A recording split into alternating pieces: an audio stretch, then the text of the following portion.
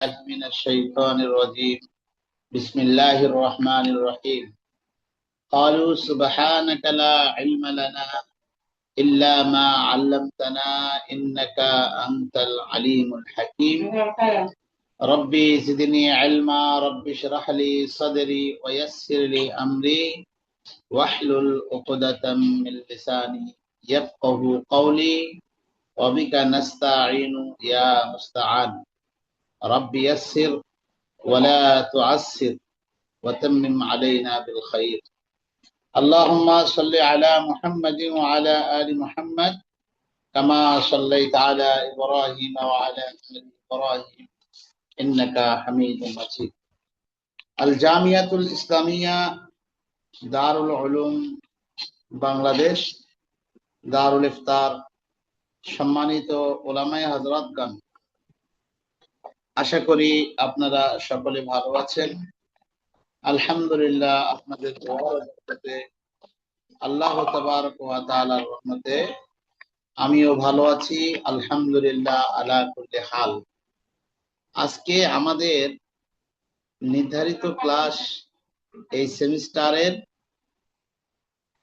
নির্ধারিত ক্লাসের আজকে যে কিতাবটি আমরা শুরু করতে যাচ্ছি সেই কিতাবের নাম হলো আল আশবা ওয়ান নাযায়ের। এটি হানাফি মাযহাবের একটি মূলনীতির কিতাব, ফিকহ মূলনীতির একটি কিতাব।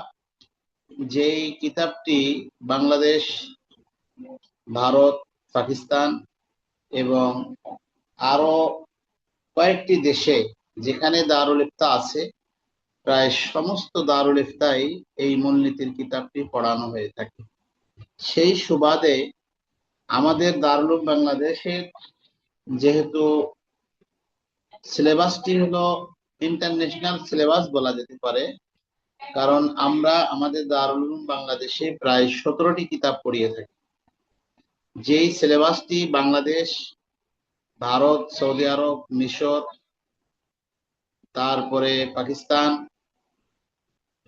এই সমস্ত দেশের যেই দারুল ইফতায় যে কিতাবগুলো পড়ানো হয় সেখান থেকে মোলাক্খাস কিছু কিতাব নিয়ে আমরা একটা সিলেবাস তৈরি করেছি, যে সিলেবাসটি বলা যায় ইন্টারন্যাশনাল একটি সিলেবাস। আমাদের সিলেবাসের সাথে আলহামদুলিল্লাহ বলা যায় যে বাংলাদেশের দারুল ইফতার সিলেবাসের অনেকেরই মিল নেই, কিন্তু আমাদের এখানে যেগুলো আছে সেগুলো দারুল ইফতায়, অন্য দারুল ইফতায় বাংলাদেশের অন্য প্রতিষ্ঠানে সবগুলি পাওয়া যাবে, কিন্তু অন্য প্রতিষ্ঠানে যেটা পাওয়া যাবে না সেটা আমাদের এখানে পাওয়া যাবে। যে ওলামা ইকরাম, আমি আপনাদের কাছে বলেছিলাম যে যারা আজকে ক্লাসে থাকবেন অবশ্যই আপনারা ভিডিও অন রাখবেন। আমি ভিডিও অন রাখতে এই জন্য বলছি যে ভিডিও অন রাখলে আসলে ভালো লাগে, নচেত ভিডিও অন না থাকলে মনে হচ্ছে যে মুর্দা মুর্দা লাগে। হ্যাঁ, মনে হচ্ছে যে আমি আজমপুরে আছি, ঠিক আছে, ওখানে মনে হয় কি যেন বলতেছি, তো আজমপুরে থাকতে চাই না। হ্যাঁ, আলহামদুলিল্লাহ আপনারা ভিডিও অন থাকলে মনে হচ্ছে যে কাছাকাছি কথা বলতেছি, ভালো লাগে আর। তো দেখেন, এই কি বিষয়ে কথা বলছিলাম, যেহেন অন্যদিকে চলে গেছে। যে আমাদের দারুল ইফতায় যেই কিতাবগুলো পড়ানো হয় সাধারণত এই সমস্ত কিতাব অন্যান্য দারুল ইফতায় পাওয়া কম যায়। যেমন নাকি আল আদিল্লাতুল হানাফিয়া, এই কিতাবটি অন্যান্য দারুল ইফতায় নেই। তারপরে যে আদুল্লাতুল হানাফিয়া, এই কিতাবটি মিশরের সিলেবাস। তারপরে আপনার এই ফতুয়ায়ে সিরাজিয়া, এটাও তেমন কোনো জায়গায় নেই। তারপরে বলা যায় যে আল বুহুস ফি কাযায়া, এটা কোনো জায়গায় আছে, কোনো জায়গায় নেই। তো আরো কিছু কিতাব যেইগুলো অন্যান্য দারুল ইফতা পড়ানো হয় না, যেমন আমাদের মহাপরিচালক সাহেব দুই তিনটা কিতাব লিখেছেন, ওই কিতাবগুলো এখানে পড়ানো হয়। দণ্ডবিধির একটা কিতাব পড়ানো হয়, এই কিতাবগুলো অন্য জায়গায় নেই। তো যাই হোক, তো আমরা যে কিতাব পড়তে চাচ্ছি সেই কিতাবের নাম হলো আল আশবা ওয়ান নাযায়ের। সেই কিতাবের নাম হলো আল আশবা ওয়ান নাযায়ের। এই কিতাবের লেখক হলো জাইনুদ্দিন ইবনে ইব্রাহিম ইবনে আল মিসরি আল হানাফি। যিনি হানাফি মাযহাবের একজন প্রসিদ্ধ ইমাম বলা যায়, ফেকার একজন প্রসিদ্ধ ইমাম, যিনি হানাফি মাযহাবের একজন প্রসিদ্ধ ইমাম, জৈনুদ্দিন ইবনে ইব্রাহিম ইবনে আল মিসরি আল হানাফি, জৈনুদ্দিন ইবনে আবেদিন, আমরা নাম শুনেছি। আল্লামা শামী রহমতুল্লাহ আলাই যে কিতাব লিখছেন, হ্যাঁ, ওনার নাম হলো জৈনুদ্দিন ইবনে আবেদিন। আর এই আল আসবা ওয়ান নাযাইর কিতাবের নাম হলো জৈনুদ্দিন ইবনে ইব্রাহিম আল মিসরি আল হানাফি, আল মিসরি আল হানাফি। ওনাকে আমরা যে নামে বেশি চিনি সেটি হলো যে ইবনে নোজাইম, অর্থাৎ নোজাইম নামে আমরা বেশি ওনাকে চিনি। তো মূলত নোজাইমটি ওনার নাম নয়, নোজাইম ওনার নাম নয়, বরং তার পূর্বপুরুষদের কারো নাম ছিল নোজাইম, সেই দিকে নিসবত করে তাকে নোজাইম নামে ডাকা হয় এবং এই নামটি প্রসিদ্ধ হয়ে যায়, নোজাইম নামটি প্রসিদ্ধ হয়ে যায়। এই জন্য আল্লামা ইবনে নোজাইম রহিমাহুল্লাহ তাআলা, যেহেতু ইবনে নোজাইম মানে নোজাইমের বংশের সন্তান উনি, জৈনুদ্দিন ইবনে আবেদিন ইব্রাহিম আল মিসরি আল হানাফি, এই জন্য ওনাকে বলা হয় যে ইবনে নোজাইম রহিমাহুল্লাহ তাআলা। আচ্ছা, তো ইবনে নোজাইম নামে উনি কি করেছেন, প্রসিদ্ধ লাভ করেছেন। যেমন ইমাম আবু হানিফা রহমতুল্লাহ আলাইহির নাম হলো কি নোমান ইবনে সাবিত, কিন্তু ওনার নাম প্রসিদ্ধ লাভ করেছে কি ইমামে আবু হানিফা, ইমাম আজম ইমাম আবু হানিফা রহিমাহুল্লাহ তাআলা আনহু। হ্যাঁ, আবু হানিফা, হানিফার সন্তান। তো দেখেন, তো এই যে সিফাতি নাম বা নিসবতি নামের সাথে কি সম্পৃক্ততা হয়ে তার নামটি প্রসিদ্ধতা লাভ করেছে ইবনে নোজাইম। তো উনি মিশরের মানুষ, ইবনে নোজাইম রহিমাহুল্লাহ তাআলা আনহু, উনি একজন মিশরের মানুষ। 926 হিজরিতে, 900, এগুলো পরীক্ষায় আসে হযরতরা, যদি খাতা কলম থাকে তাহলে টুকে রাখতে পারেন। হ্যাঁ, এগুলো পরীক্ষায় আসে, হয়তোবা দিয়ে দেব যে লেখকের পরিচিতি লেখেন। তো ইবনে নোজাইম নাম বিশুদ্ধ ইবনে নোজাইম রহমতুল্লাহ আলাইহি 926, তিনি মিশরের কায়রো শহরে জন্মগ্রহণ করেন।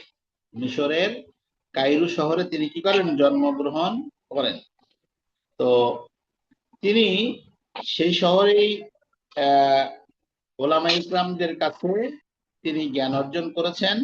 শেখ আলিমউদ্দিন ইবনে আব্দুল আলী হানাফি রাহিমাহুল্লাহ তাআলা আনহু, শেখ আবুল ফাজেল, শেখ ইসলাম আহমদ ইবনে ইউনুস, এই সমস্ত বড় বড় ওলামা ইকরামদের কাছে তিনি কি করেছেন, অনেক জ্ঞান অর্জন করেছেন, শিক্ষা লাভ করেছেন। তো আল্লামা ইবনে নুজাইম রাহিমাহুল্লাহ তাআলা আনহু তার জামানার আকাবিরদের আলেমদের মধ্যে উনি একজন বড় আলেম ছিলেন। ওনার জামানার বড় আলেমদের মধ্যে উনি একজন কি বড় আলেম। তো বড় আলেমদের থেকে ইফতা এবং তাদরিসের ইজাজত উনি পেয়েছিলেন। হ্যাঁ, বড় বড় উলামা ইকরামের কাছ থেকে তাদরিসের ইজাজত পেয়েছিলেন, ইফতার ইজাজত পেয়েছিলেন, ফতোয়া দেওয়ার ইজাজত পেয়েছিলেন। তিনি সারা জীবন দার্স তাদরিসের জীবনেই তার নিজের জীবনকে নিয়োজিত রেখেছিলেন এবং আল্লাহ রাব্বুল আলামিনের মাখলুক তার থেকে অনেক উপকৃত লাভ করেছে। তিনি অনেক কিতাব লিখেছেন, তার অনেকগুলো ছাত্র আছে এবং তার ভাই উমর ইবনে ইব্রাহিম, যিনি আন-নাহরুল ফায়েদ একটি কিতাব, তারপরে মোহাম্মদ গাজালি আর তমস্তাশি রাহিমাহুল্লাহ তাআলা আনহু, আব্দুল গফফার, এরকম অনেকগুলো ছাত্র, তার বড় বড় ছাত্ররা আছে। তো উনি আল্লামা ইবনে নুজাইম রাহিমাহুল্লাহ তাআলা আনহু ইলম এবং যেভাবে ইলম মর্যাদার শীর্ষ ছিলেন, ইলম ওয়ালা ছিলেন, আহলে ইলম ছিলেন, ঠিক তেমন তার চরিত্র, তার খুলুকে আজিমের উপর তিনি খুব গুণে গুণান্বিত ছিলেন। তিনি অনেক ভালো মানুষ ছিলেন। শেখ আব্দুল ওয়াহাব শাবানী রাহিমাহুল্লাহ তাআলা বলছেন যে আমি 10 বছর পর্যন্ত তার সংস্পর্শে থেকেছি, তার কাছে থেকেছি, তার সোহবতে থেকেছি, কিন্তু কখনো তার থেকে এমন কোন কাজ হতে দেখিনি, যে এমন কোন কাজ, এমন কোন কথা বলতে শুনিনি বা এমন কোন কাজ হতে দেখিনি যে কাজ দ্বারা, যে কথা দ্বারা মানুষ কষ্ট পেয়েছে। ইবনে নুজাইম রাহিমাহুল্লাহু তাআলা আনহুর আখলাক এত সুন্দর, এত চমৎকার ছিল আর কি। তো ওনার জন্ম হলো 900 কত বললাম, 926 সম্ভবত, 926 হিজরিতে জন্ম। তো 953 হিজরিতে যখন ওই কিতাব মানে এই তার শায়েখ লিখছেন, বলছেন যে 953 হিজরিতে যখন আমি তার সাথে হজে গেলাম, তখন উত্তম চরিত্রের আভাস তার সাথীদের ওপর পড়তে দেখেছি আর কি। হ্যাঁ, কারণ সফরের মানুষ, যখন মানুষ মানুষের সঙ্গে মেশে তখন মানুষের দোষ গুণ এগুলি কি পায়, প্রকাশ পায়। তো উনি বলছেন যে আমি যখন তার সাথে সফরে গেলাম, সফরে থাকলাম, তখন তার আখলাক দেখে নুরুদ্দিন আব্দুল হাসান আল খতিব সুন্দর বলেছেন। তো উনি তার আখলাক দেখে বলেছেন যে না, উনি একজন আখলাকে হাসানাওয়ালা মানুষ, সুন্দর মানুষ। এই কথা ওনার যুগের বড় বড় ওলামায়ে কেরামরা ওনার ব্যাপারে এরকম স্বীকৃতি দিয়েছেন। আল্লামা ইবনে নুজাইম রাহিমাহুল্লাহু তাআলা আনহু উনি এই ইন্তেকাল করেছেন হলো রজব মাসের 8 তারিখ, রজব মাসের 8 তারিখে 970 হিজরিতে। জন্ম হলো 926, মৃত্যু হলো 970। এই 970 হিজরিতে উনি ইন্তেকাল করেছেন। তার আম্মাজান আহ সৈয়দা সাকিনা, তার মায়ের কবরের পাশে তাকে দাফন করা হয়েছে। ইবনে নুজাইম আহ রাহিমাহুল্লাহ তাআলা সাথী আহমদ রাসাইল জাইনুদ্দিন উনি একটি তারিখের মধ্যে এই কথা লিখেছেন যে ওনার মৃত্যু নিয়ে আবার দুই ধরনের কথা আছে। মৃত্যু নিয়ে দুই ধরনের কথা আছে। কেউ কেউ বলছেন যে মৃত্যু হলো ওনার 970, আবার কেউ কেউ বলছেন না, 969 হিজরিতে উনি কি করেছেন, ইন্তেকাল করেছেন। তবে প্রথমটি হলো শুদ্ধ, প্রথমটি শুদ্ধ। তার অনেকগুলো কিতাব আছে, যেমন আল বাহরুর রায়েক, যেটা কানজুদ দাকায়েকের সরা, কানজুদ দাকায়েকের কি সরা। বাহরুর রায়েক ফতুয়ার একটি গুরুত্বপূর্ণ কিতাব। ফতুয়ার অনেকগুলো কিতাব আছে, তার মধ্যে কানজুদ দাকায়েকের ছড়া বাহরুর রায়েক, এটা একটি ফতুয়ার গুরুত্বপূর্ণ কিতাব। এই কিতাবটি আল্লামা ইবনে নুজাইম রাহিমাহুল্লাহু তাআলা লিখছেন। তারপরে হাশিয়া জামিউল ফুসুলাইন, তারপরে আল ফতুয়া, তারপরে যে আল আশফা ওয়ান নাজায়ের, এটা একটা কিতাব। আরো অনেকগুলো বড় বড় কিতাব কি করছেন, আল আশফা ওয়ান নাজায়ের, এরকম অনেক বড় বড় কিতাব উনি লিখেছেন আর। তো আশবা, এই যে আমরা এতগুলো কিতাবের মধ্যে শুধু আশবা এই কিতাবটি আমরা পড়ে থাকি। আশবা কি জিনিস এটা আমরা আমাদের জানা দরকার, যে আশবা ইলমুন আশবা ওয়ান নাজায়ের অর্থ কি। হ্যাঁ, ইলমুল আশবা ওয়ান নাজায়ের এই শব্দের অর্থটা কি। তো দেখেন, আশবা এটা শিবহুনের বহু বচন। আশবা শব্দটি শিবহুনের বহু বচন, অর্থাৎ আশবা মানে হলো মতো বা নজির, এগুলো তো আমরা শাব্দিক অর্থ আমরা অনেকে জানি। নাজাইর এটা নাজিরাতুন এর বহু বচন। ইলমুল আশবা ওয়ান নাজায়ের কে ইলমুল কাওয়ায়েদ এবং জাওয়াবে তো বলা হয়ে থাকে। ইলমুল আশবা ওয়ান নাজায়ের কে ইলমুল কাওয়ায়েদ দাও, কি নাম দিয়ে চামিজ দাও। ইলমুল কাওয়ায়েদ এবং জাওয়ায়েদও কি বলা হয়ে থাকে। তো কাওয়ায়েদ জাওয়ায়েদ বলা হয় কেন, যে সমস্ত কুল্লি কুল্লি নিয়ম নীতি যার উপর সমস্ত জুজিয়াত প্রয়োগ হয়ে থাকে। তো জাওয়াবেদ কাকে বলা হয়, কুল্লি আর জুজি কি জিনিস। কুল্লি মানে এমন কিছু কায়দা কানুন, যেই কায়দা কানুনের ভিতরে আরো কিছু জুজি মাসলা মাসাইল পাওয়া যায়, আরো কিছু কি পাওয়া যায়, জুজি মাসলা মাসাইল পাওয়া যায়। তো এখানে এমন কিছু কিছু কুল্লিয়াত আলোচনা করা হয়েছে এই কিতাবের মধ্যে। ইমাম ইবনে নুজাইম রাহিমাহুল্লাহ তাআলা আনহু উনি এমন কিছু কুল্লিয়াত আলোচনা করেছেন, যে কুল্লিয়াতের অধীনে আরো অনেকগুলো জুজিয়াত মাসালা কি করা আছে, আলোচনা আছে। তো আশবা এর শাব্দিক অর্থ, আশবা এর শাব্দিক অর্থ এটা, পারিভাষিক অর্থ হলো এটা এমন একটা কানুনের নাম, এমন একটি কায়দার নাম, যার মাধ্যমে নতুন নতুন, যার মাধ্যমে নতুন নতুন ঘটনাবলী বা বিধিবিধান জানা যায়, নতুন নতুন কিছু বিধিবিধান, নতুন নতুন কিছু ঘটনাবলী, এই সমস্ত বিষয়গুলো জানা যায়, যে ব্যাপারে কিতাব, সুন্নাহ এবং ইজমার পক্ষ থেকে কোনো কি নাই, বক্তব্য নেই। যেই ব্যাপারে ইজমার পক্ষ থেকে কি নাই, কোনো বক্তব্য নেই।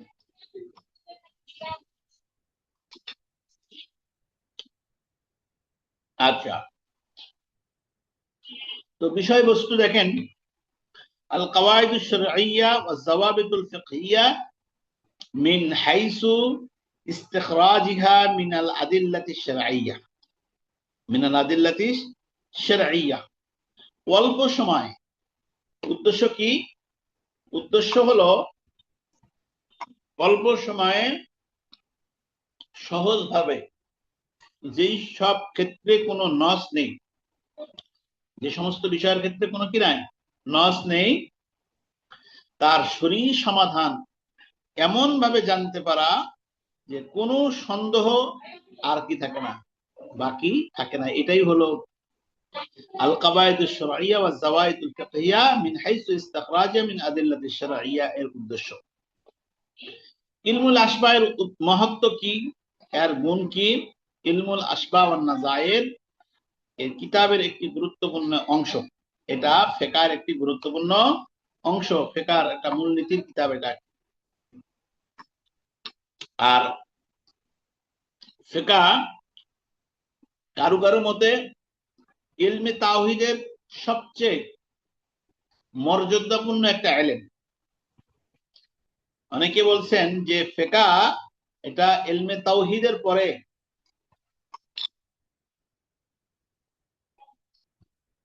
ইলমে তাওহীদের পরে একটি মর্যাদাপূর্ণ একটি ইলম, যেটা রাসূল কারীম সাল্লাল্লাহু আলাইহি ওয়াসাল্লাম ইরশাদ করেছেন যে মান ইউরিদুল্লাহু বিহি খায়রান ইউফাক্কিহু ফিদ-দীন, মান ইউরিদুল্লাহু বিহি খায়রান ইউফাক্কিহু ফিদ-দীন।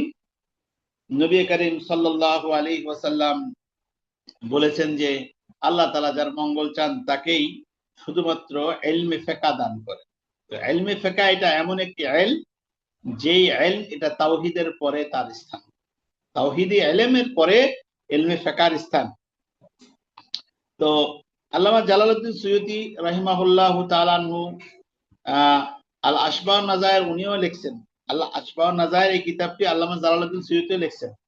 কিন্তু সর্বপ্রথম এই ইলমের দরজা খুলেছেন সুলতানুল উলামা ইজুদ্দিন আব্দুল আজিজ ইবনে আব্দুস সালাম রাহিমাহুল্লাহু তাআলা।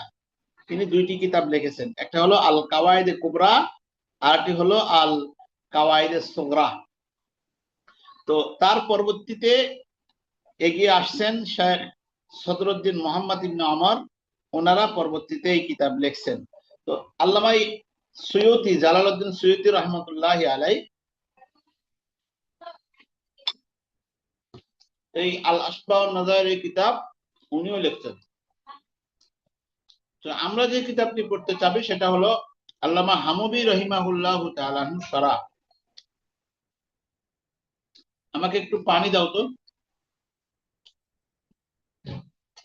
আল্লামা হামবি রহমতুল্লাহি আলাইহি শরহ আমরা পড়ব। তো আল্লামা ইবনে নুজাইম রহিমাহুল্লাহু তাআলা আনহু উনি যে কিতাবটি লিখলেন, এই যে আল আসবাহ ওয়ান নাজায়ের, এই কিতাবের মধ্যে উনি 60টি ফন নিয়ে আলোচনা করেছেন। একটু হলো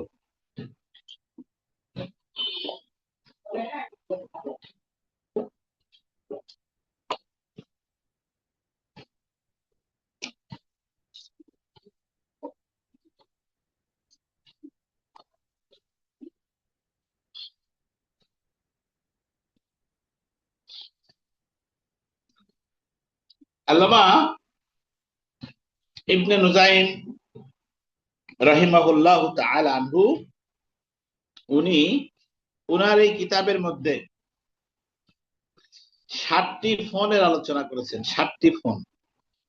এক নম্বর হলো আল আউয়াল মারিফাতুল কাওয়াইদ আল্লাতী তুরাদ্দু ইলাইহা ওয়া ফাররাউল আহকামা আলাইহা। কায়দা এবং যাবিতা এই দুইটা শব্দ একই অর্থে ব্যবহৃত হয়। একই অর্থে কি হয়?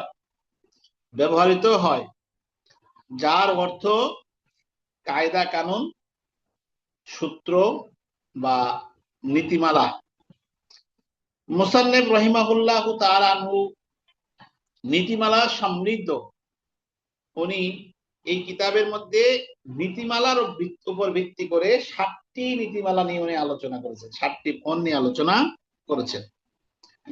মুসান্নিফ অর্থাৎ আল্লামা ইবনে নুজাইম রাহিমাহুল্লাহু তাআলা আনহু নীতিমালা সমৃদ্ধ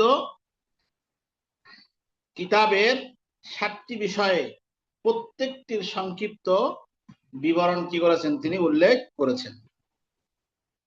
তো সর্বপ্রথম উনি যে বিষয়টি নিয়ে আলোচনা করেছেন, আল মারিফাতুল কাওয়াইদ আল্লাতী তুরাদ্দু ইলাইহা ওয়া ফাররাউল আহকাম আলাইহা।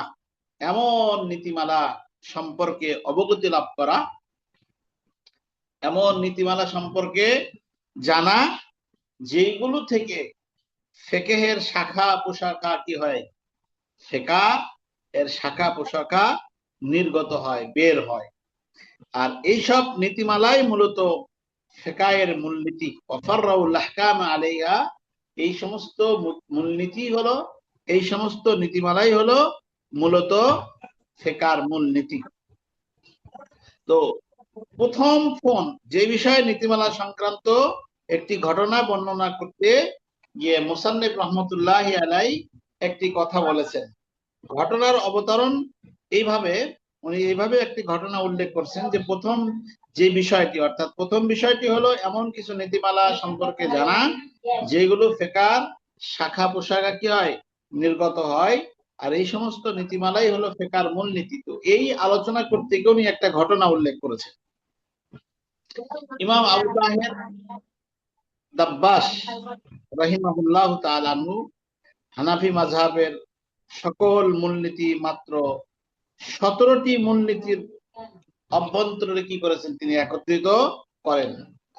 আবু সাইয়্যিদ হারাবি রাহিমাহুল্লাহু তাআলা যখন সংবাদ শুনলেন যে তিনি আবু তাহের দাব্বাসের কাছে গেছেন, এই খবর যখন শুনলেন, তো আবু তাহের দাব্বাস ছিলেন অন্ধ মানুষ।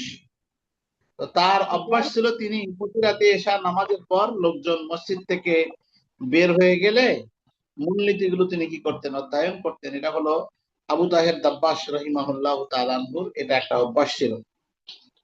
একদিন উনি এশার নামাজের পর সেই মূলনীতিগুলো মুখস্থ করার জন্য, করার উদ্দেশ্যে আবু সাইদ হারাবি উনি কি করলেন? এই কোন এক জায়গায় লুকিয়ে থাকলেন। আর তো প্রতিদিনের অভ্যাস অনুযায়ী মুসল্লিরা যখন মসজিদ থেকে বের হয়ে যায়, তো বের হয়ে যাওয়ার পরে আবু তাহের দাব্বাস রাহিমাহুল্লাহু তাআলা আনহু মসজিদের দরজা বন্ধ করে দিয়েছেন। হ্যাঁ, উনি তো মনে করছেন যে কেউ নাই ঘরের মধ্যে, বন্ধ করে দিয়েছেন। আর ঘরের মধ্যে আরেকজন ব্যক্তি থেকে গেছে, তিনি হলো আবু সাইয়্যিদ হারাবি রাহিমাহুল্লাহু তাআলা। তো আবু তাহের দাব্বাস রাহিমাহুল্লাহু তাআলা আনহু তার অভ্যাস অনুযায়ী মুসল্লিরা মসজিদ থেকে বের হয়ে যাওয়ার পর তিনি মসজিদের দরজা কি দিয়েছেন? বন্ধ করে দিয়েছেন। সেই মূলনীতিগুলো তিনি আবৃত্তি করতে লেখা কি করলেন? শুরু করলেন। আর এইদিকে যিনি লুকিয়ে ছিলেন, অর্থাৎ আবু সৈয়দ হারাবি রাহিমাহুল্লাহু তাআলা আনহু, তো উনি হাসি শুরু করছেন। আর কি যখন হাসি দিয়েছেন, তখন আবু তাহের তার উপস্থিতি টের পেয়েছেন যে না, কে যেন ভিতরে একজন আছে, এবং তাকে মারতে প্রহার করতে মসজিদ থেকে বের করে তখন কি করলেন? উনি আবু তাহের দাব্বাস রাহিমাহুল্লাহু তাআলা তখন তাকে মসজিদ থেকে মেরে আঘাত করে মসজিদ থেকে বের করে দিলেন। এরপর থেকে তিনি তার কোনোদিন সেগুলো মসজিদে আর কি করেননি? তিনি আবৃত্তি করেননি। অর্থাৎ হারাবি রাহিমাহুল্লাহ তাআলা শিষ্যের কাছ থেকে এগুলো কি তিনি সেগুলোকে পড়ে কি শোনালেন। তো এখান থেকে, তো যাই হোক, আরেকটু কথা সেটি হলো যে আবু তাহের, তো তিনি কি ছিলেন? আবু তাহের দাব্বাস রাহিমাহুল্লাহু তাআলা তিনি অন্ধ ছিলেন। প্রতি রাতে এশার নামাজের পর লোকজন মসজিদ থেকে বের হয়ে গেলে তিনি তার নীতিমালা কি করতেন? আবৃত্তি করতেন। এক রাতে যখন তিনি এই কাজ করলেন, তখন তিনি আর যখন দেখলেন যে সেই ঘরের মধ্যে আরেকজন সে আছে, তিনি মসজিদ থেকে বের হয়ে অন্য জায়গায় তিনি সেটা কাজ শুরু করলেন। তাহলে এখানে যে কথাটি বোঝা যাচ্ছে যে প্রথম যে ফোনটা নিয়ে তিনি আলোচনা করতে যাচ্ছেন, মারিফাতুল কাওয়াদ আল্লাতী তুরাদ্দু ইলাইহা ওয়া ফাররাউল আহকাম আলাইহা, এমন কিছু মূলনীতি নিয়ে আলোচনা করা হবে যে আলোচনাটি ইবনে নুজাইম রাহিমাহুল্লাহ তাআলা করছেন। যেই মূলনীতিগুলো হলো ফেকার শাখা পোশাকা, যেই মূলনীতি থেকে ফেকার শাখা পোশাকা কি হবে, বের হবে। এই ফোন প্রথম নম্বর ফোন। দ্বিতীয় নম্বর ফোন যেটি, ইবনে নুজাইম রহমতুল্লাহ আলাই প্রথম ফোনে এই ধরনের বিষয় আলোচনা করবেন। দ্বিতীয় নম্বর ফোনের মধ্যে উনি আলোচনা করবেন যে আল জাওয়াবিতু মা দাখালা ফিহা ওয়া মা খারাজা আনহা ওয়া হুয়া আনফাউল আকসাম লিল মুদাররিস ওয়াল মুফতি ওয়াল কাজী ফাইন্না বা'দাল মুআল্লিফিন ইয়াযকুরু যাবিতাহু ওয়া ইয়াস্তাসনা মিনহু আশিয়ান ফাযকুরু ফিহা আন্নী জিরতু আলাইহি আশইয়া উখরা ফামান লাম ইয়াকাম আনিল মাজিদ যান্নাত দুখুল। দ্বিতীয় নম্বর মূলনীতি হলো শরঈ নীতিমালা। দ্বিতীয় নম্বর মূলনীতি হলো শরঈ নীতিমালা এবং সেই সবের অন্তর্ভুক্ত এবং বহিরাগত শাখা পোশাকার বর্ণনা নিয়ে সেখানে আলোচনা করা হবে।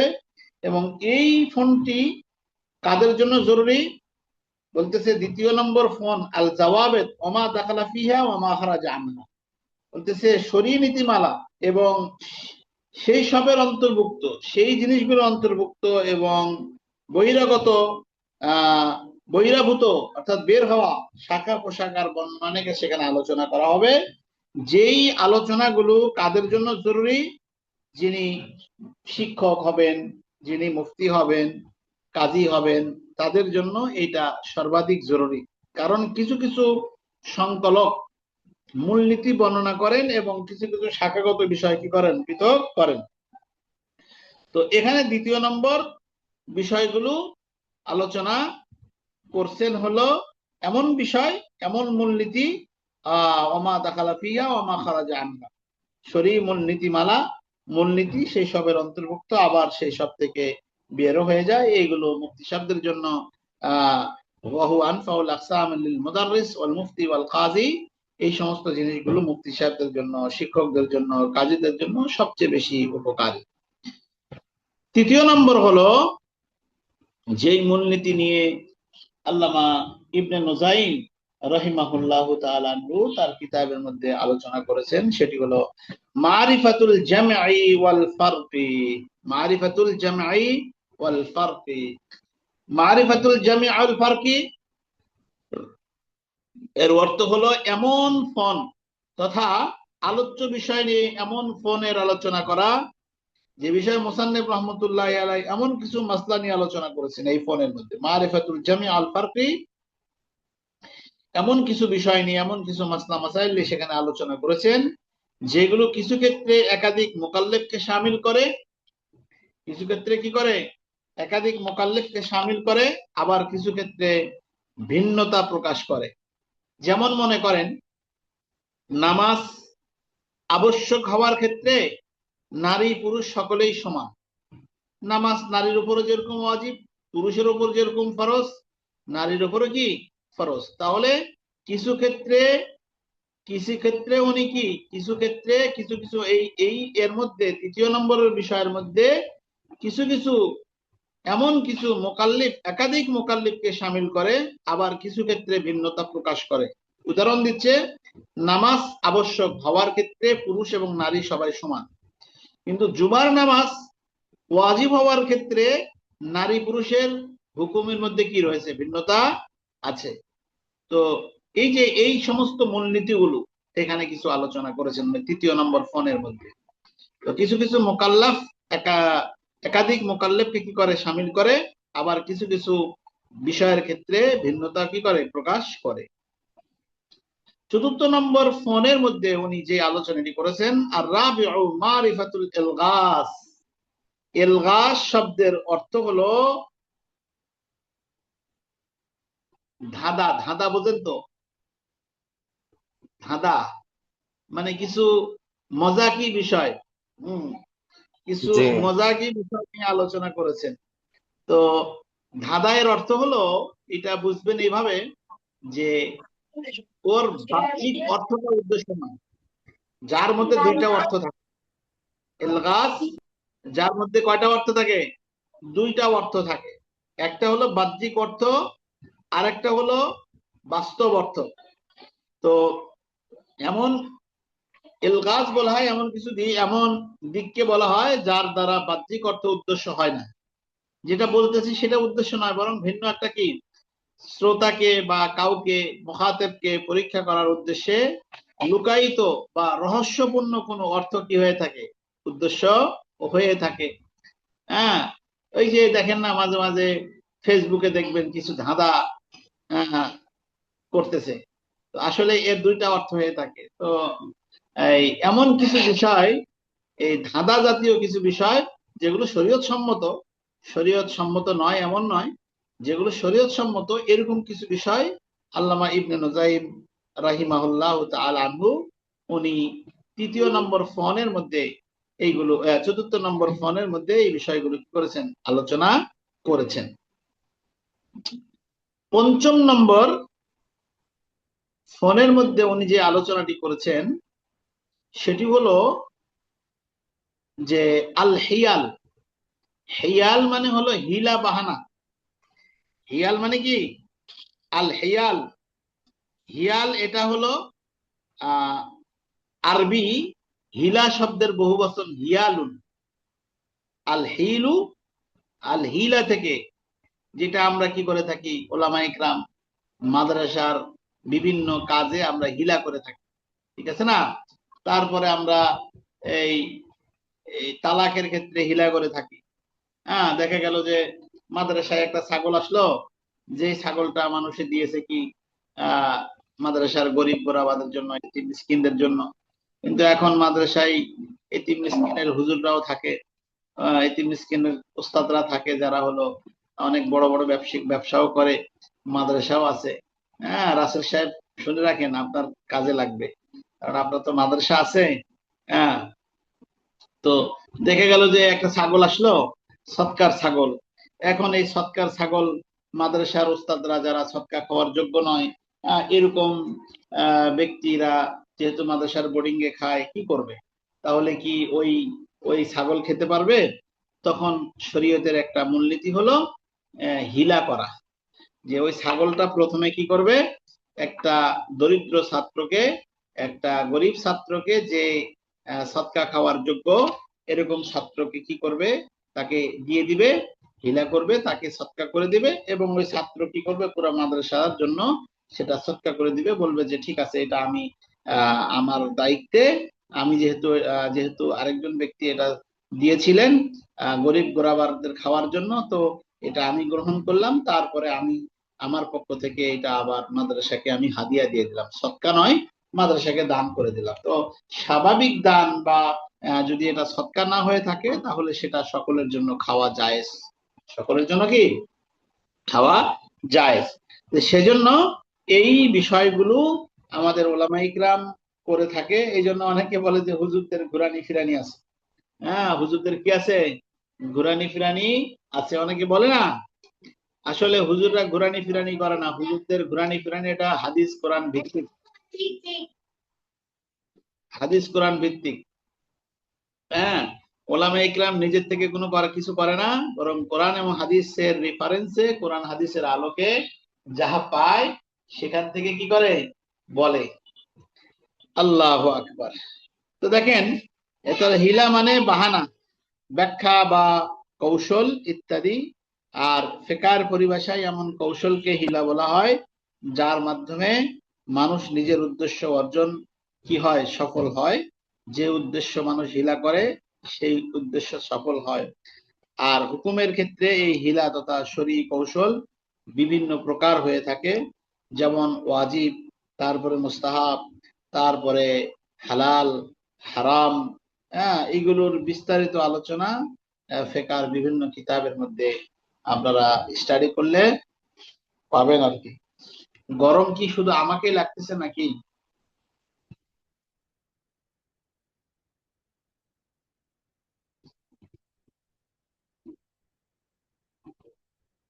জি ওলামা ইকরাম, আমার সাথে আছেন তো? জি হুজুর আছি। আলহামদুলিল্লাহ। শায়েখ মোর্শেদ আলম বাড়ি কোথায়? দেশের বাড়ি কুমিল্লা, থাকি টঙ্গীতে। আচ্ছা আচ্ছা। শায়েখ ইকবাল, আপনার বাড়ি কোথায়? নোয়াখালী সমুনি। আচ্ছা আচ্ছা, মাশাল্লাহ। আর তারপরে কি, এটা কি সোমাইয়া ইসলাম, আমাদের বোন একজন আছে মাশাল্লাহ আমাদের সাথে, না? আরেকজন হযরতকে দেখলাম। আপনারা এই ব্যাচে ভর্তি হয়েছেন হযরতরা? জি। মুর্শিদ আলম এই ব্যাচে ভর্তি হয়েছেন? জি উস্তাদ জি। মাশাল্লাহ মাশাল্লাহ। সময় মতো ক্লাসে আসতে হবে এবং ক্লাসে উপস্থিত থাকতে হবে, কেমন? জি যেহেতু ইনশাআল্লাহ ভর্তি ইনশাআল্লাহ হয়েছেন, ইনশাআল্লাহ। খুব আহমিয়তের সাথে ক্লাস করা, সময় মতো ক্লাসে আসা। হুম। আচ্ছা, তাহলে আমরা কয়টা ফোনে আলোচনা করলাম? 5টা, ঠিক না? 6 নম্বর ফোন, এটা হলো আল আসবা ওয়ান নাজায়ের। 6 নম্বর ফোন কি? আল আসবা ওয়ান নাজায়ের, অর্থাৎ আল আসবা ওয়ান নাজায়ের। এই ফোন আলোচ্য বিষয় হলো মুসান্নিফ রহমতুল্লাহি আলাইহি এমন কিছু মাসলা উল্লেখ করেছেন যেগুলো অন্য মাসালার সাদৃশ্য, যে আল আসবা ওয়ান নাজায়ের মধ্যে এমন কিছু মাসালা উল্লেখ করেছেন যেগুলো অন্যান্য মাসালার সাদৃশ্য বা উপমা হিসাবে গৃহীত হয়েছে। আর মূলত এই ফোনের নামই হলো মুসান্নিফ রহমতুল্লাহি আলাইহি এই কিতাবটি রচনা করেছেন, যে কিতাবের নাম হলো আল আশবা ওয়ান নাজায়ের। আল আশবা ওয়ান নাজায়ের। 7 নম্বর, মুসান্নিফ রহমতুল্লাহি আলাইহি 7 নম্বর যেই বিষয়টি কি করেছেন, উনি আলোচনা করেছেন, 7ম নম্বর ফোন যেটা, সেটি হলো যে মা হুকিয়া মিনাল মা হুকিয়া আনিল ইমামিল আজম, আনিল ইমামিল আজম ওয়া সাহিবিহি ওয়া মাশাইখি ওয়াল মাশাইখি আল মুতাকাদ্দিমিন ওয়াল মুতাআররিখিন মিনাল মুতারাহাত ওয়াল মুকাতাবাত ওয়াল মুরাসালাত আল গরিবাত। 7 নম্বর যে বিষয়টি মুসান্নিফ রহমতুল্লাহি আলাইহি উল্লেখ করেছেন, সেটি হলো যে, দেখেন এখানে কিছু লম্বা আলোচনা আছে। ইমাম আবু হানিফা রহমতুল্লাহি আলাইহি থেকে, ইমামে আবু হানিফা রহমতুল্লাহি আলাইহি থেকে এমন কিছু মাসলা মাসালা, এমন কিছু, দেখেন, মা হুকিয়ান ইমাম আজম বা সাহিবিহি, ইমাম আবু হানিফা বা তার সাথী যারা আছে, মুতাকাদ্দিমিন মুতাআখিরিন, এই সমস্ত উলামা ইকরাম থেকে এমন কিছু বিষয়, এমন কিছু মাসলা মাসাইল কি করেছেন, উল্লেখ করেছেন, যেই মাসলা মাসাইল গুলো মিনাল মুতারাহাত ওয়াল মুকাতাবাত ওয়াল মুরাসাবাত ওয়াল মুরাসালাত ওয়াল গরিবাত। মুতারাহাত কি জিনিস? মুতারাহাত বলছেন যে এমন মাসালা যেগুলো ফকিহের মজলিসে কোন একজন ফকি কর্তৃক উপস্থাপন করা হয়। মুতারাহাত বলা হয় এমন কিছু মাসলা মাসাইল, যেই মাসলা মাসাইল গুলো, যেগুলো ফেকার মাসলা, কিন্তু ফকির মজলিসে কি করা হয়, আলোচনা করা হয়। তো এগুলো উপস্থাপন করা হয়, এগুলোকে বলে মুতারাহাত। সকল আলোচনা পর্যালোচনা করে সেগুলো সমাধান বের করা হয়, তো এগুলোকে বলা হয় মুতারাহাত। তো 7 নম্বর ফোনের মধ্যে ওই মুতারাহাত, অর্থাৎ এমন কিছু মাসালা যেগুলো ইমাম আবু হানিফা বা ইমাম সাহিবাইন, ইমাম আবু ইউসুফ, ইমাম মুহাম্মদ রহমতুল্লাহি আলাইহি থেকে লিখিত বা তাদের প্রবন্ধ, এই ধরনের কিছু বিষয়, এমন কিছু ঘটনাগুলো, সেইগুলো যে ঘটনাগুলো ফেকা কর্তৃক, যে ঘটনাগুলো ফকি কর্তৃক তাদের ঘটনা, তারা ফেকা সংক্রান্ত বিষয়, এইগুলো ঘটনা, এই ঘটনাগুলো সেখানে কি করা হয়, আলোচনা করা হয়। তো মুতারাহাত মানে বলা হয় যে যেই ফেকার মজলিসে ফকির কোন আলোচনা ফকিদের সামনে করা হয়, এটাকে বলা হয় মুতারাহাত।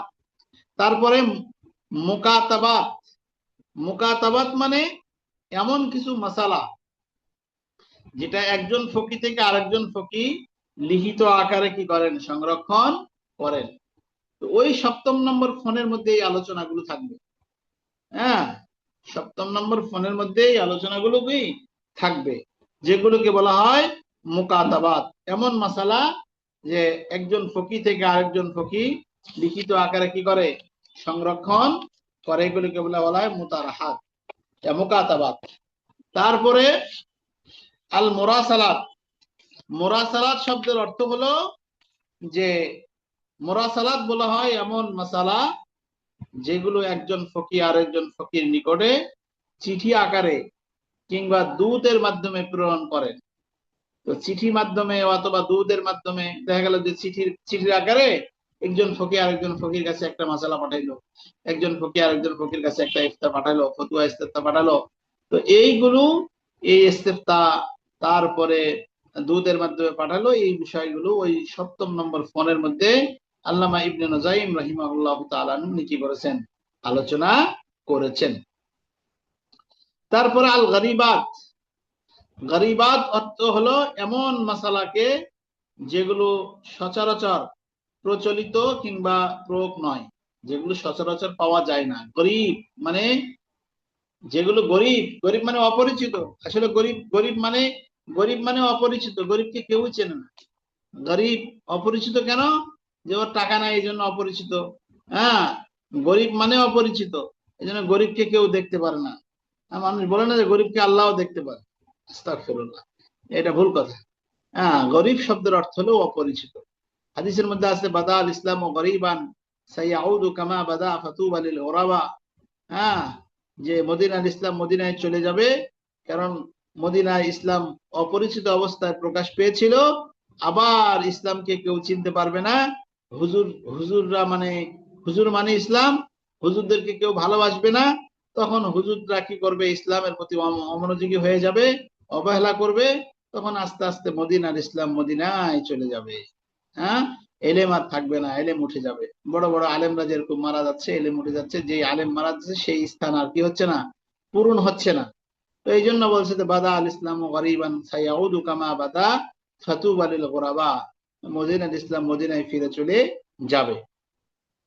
তো আল গরিবাত বলা হয় এমন মাসালা যেগুলো সচরাচর আলোচনা হয় না, প্রচলিত নয়, কিংবা প্রয়োগ হয় না, দুর্লভ এমন কিছু বিষয় কে বলা হয় গরিবাত।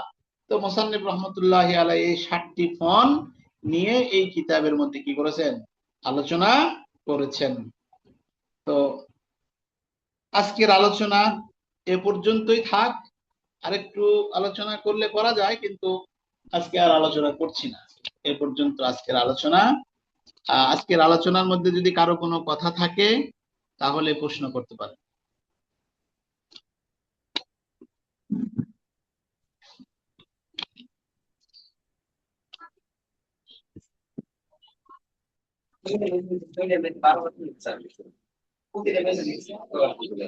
হুজুর, হেবার বিষয়টা বলছেন না, হেবাটা কি যার জাকাত খাওয়া যায় সে কি হেবা করে খেতে পারবে? হেবা নাই, হিলা হিলা হিলা।